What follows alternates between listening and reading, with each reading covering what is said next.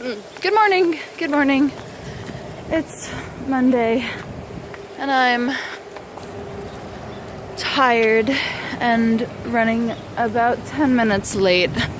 There is the 42 bus, which I will not be trying to catch because it will feel like it's, hi little dog, gonna get me there faster, but it will probably not, and oh well. I'm not sure why I had such a slow morning. I'm really tired. I set my alarm for 6:15 and didn't get out of bed until 7. So, this weekend. So Friday night was MK's party, and it was amazingly well,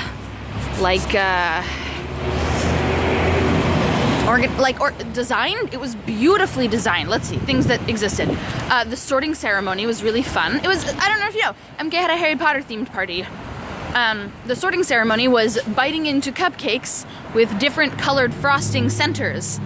I ended up in Gryffindor. Up Gryffindor!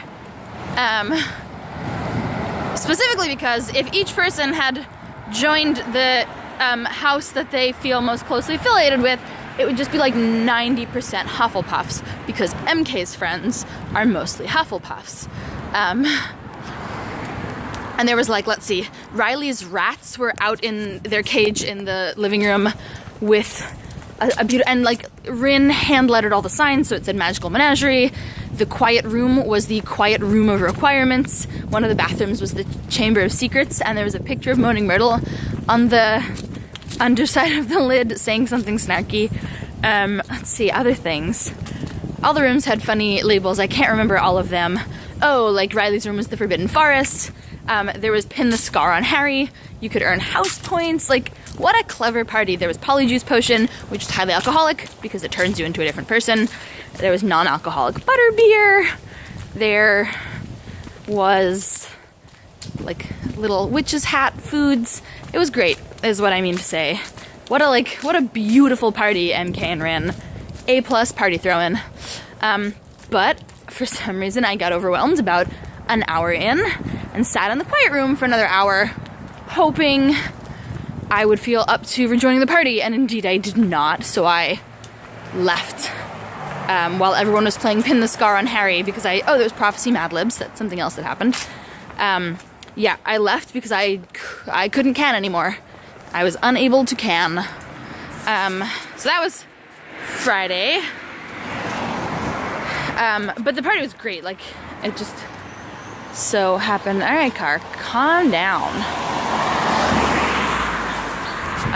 This is so many pumpkins. I'm gonna spin the camera around and show you this really excellent display of Halloweeniness.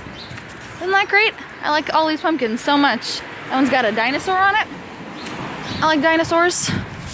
Anyway, so Saturday morning, Ricky, my classmate, came over at 9 a.m. and then we worked until 8 p.m. on these assignments with brief breaks for lunch and stretching and hating ourselves. So that was Saturday right there. And then Saturday night was a fun Halloween party. And then Sunday morning I babysat for Eliana, who is a very tall 4. I would have figured she was 6 easily. But she's 4. I was just surprised by that. She's incredibly into dinosaurs, Transformers, Ninja Turtles, space. She likes space. Did I mention dinosaurs? And Star Trek. She's dressing up as a Starfleet officer for Halloween tonight. Her parents done good. I had a brief moment of confusion because I realized that, so the parent that I'm friendly with is named Miriam, and she's a member of my synagogue and I know her, and her partner's name is Catherine, and I realized that Miriam I don't remember Miriam having used pronouns to refer to Catherine and did not in any of her text messages to me. And I said something to Eliana about like, oh, well, you know, your mom's working upstairs. We just need to amuse ourselves because she's writing a grant. And Eliana said, my dad's working upstairs. And so I'm trying to figure out, which is fine, like whether she's insisting on having a dad because of 4-year-old reasons, which is also fine, or if I misinterpreted Catherine's gender, and like should have kept an ear out or something, or just don't know, which precipitated the tweet, gender not strange, just confusing.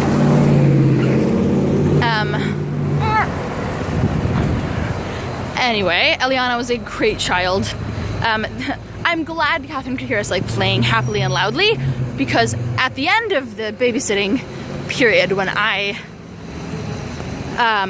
needed to go soon, Eliana was being very bad at sharing, like really bad at sharing. Like she had a bunch of musical instruments and I wanted to play some, and she like had 7 in her lap that were her each of these was her favorite, and I couldn't touch them.